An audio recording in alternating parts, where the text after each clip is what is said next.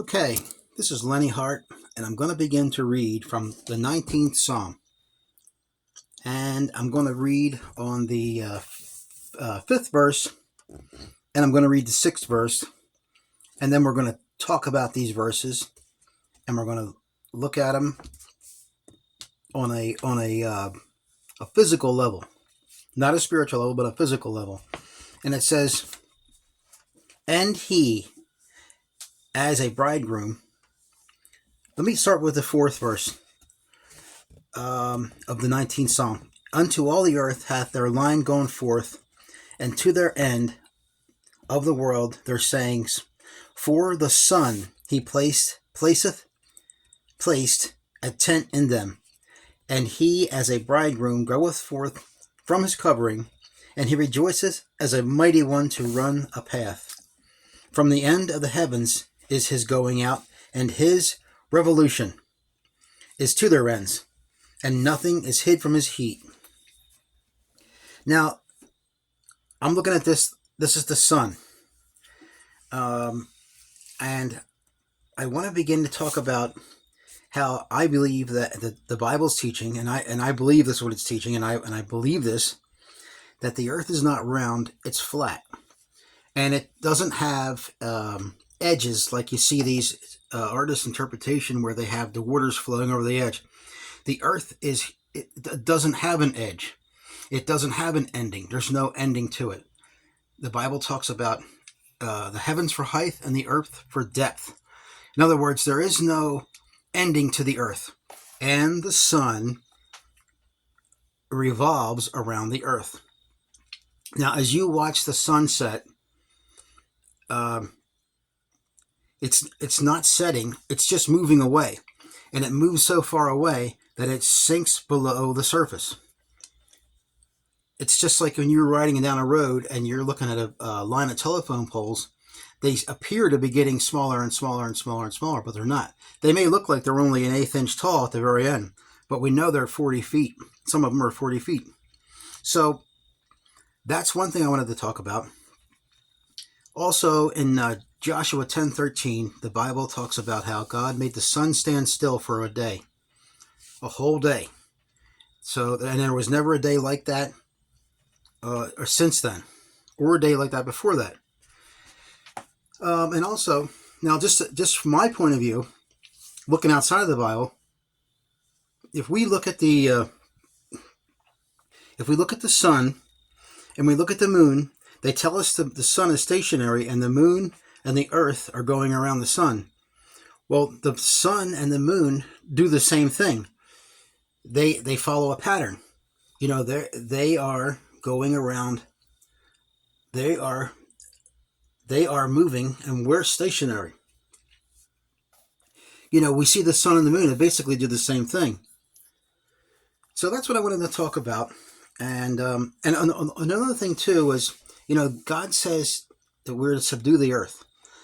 And, you know, we hear every day, we hear this. I've never heard the word planet in my life mentioned so many times as we do lately. I mean, this, all you hear is planet, planet, planet, planet, planet. And the funny thing is, now, if you listen to any of my videos before, you know that I'm not a visitor or a member of any church, and I don't endorse churches. I have videos where I talk about how I believe that the churches are non-existent and God doesn't use them. He acknowledges them. He acknowledges them in the book of Revelations, but he does not honor them because they don't honor his word. But that's another subject for another time. But I wanted to just basically talk about the sun and the earth for now.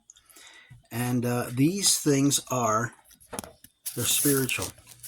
So that's what my speech is about today. And I'm as human as can be. I don't claim to be better than anybody. I endure this flesh like everybody else. So, and another thing I wanted to talk about too on the earth. God talked to Job in chapter 38, verse 4, and he said, "Where were you when I laid the foundation of the earth?"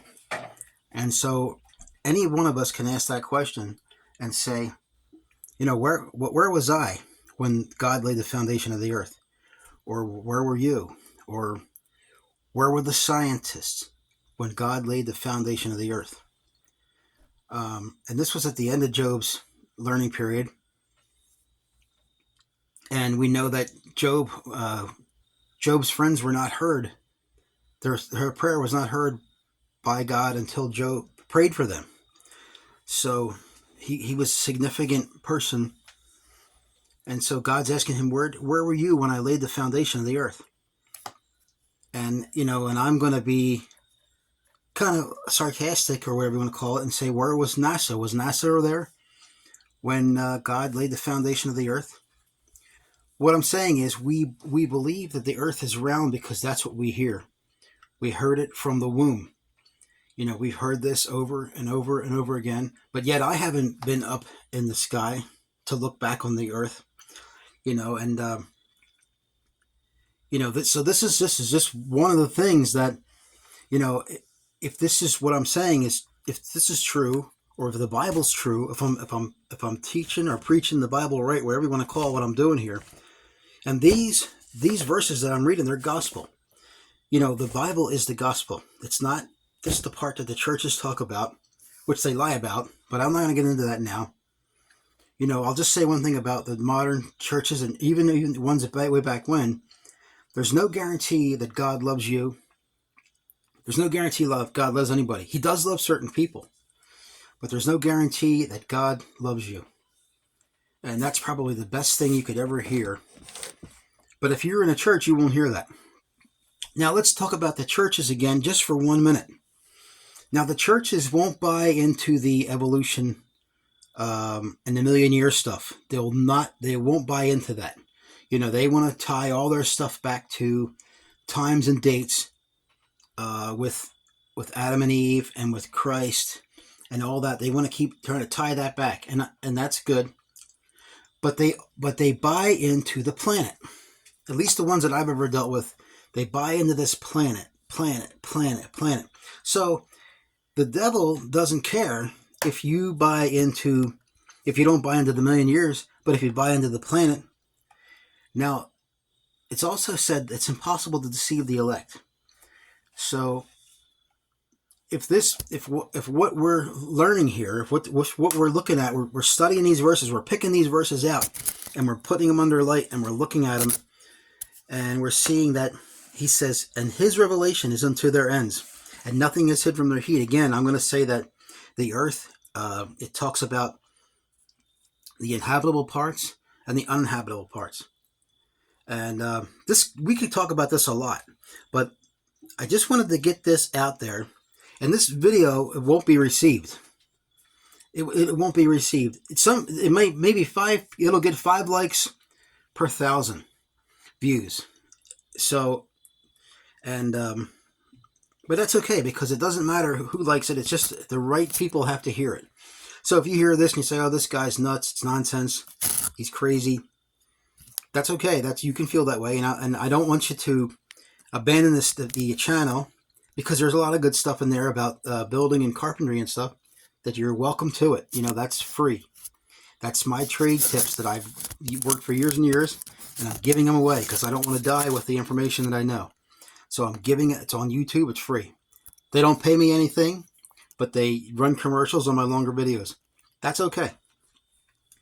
But it wouldn't be nice. It'd be nice to get a few pennies from them. But anyway, that's what I wanted to talk about. I'm sure there's more verses that would start to begin to. But the Bible talks about people being deceived and strong delusion that they should believe a lie. Now, if what I'm reading here, if this is facts, if I'm reading the Bible right, let's just say that if I'm reading it right, then either this is something that's being revealed to me now, and I've looked at this before and I just glazed over it because it wasn't time for me to understand it yet. So that's, maybe it's your time too. I don't know. I'm not. This is something that it's something very important. Now, YouTube and all this internet stuff, this is great, but you could have somebody with a worthwhile video, and this might very well be a worthwhile video, But they can shut you down very easily because I'm sure there's trillions of hours of YouTube uploaded every year or whatever. So, but it doesn't matter. God, I pray that God would um, open up someone's eyes and my eyes to other things too. And may we follow what we have.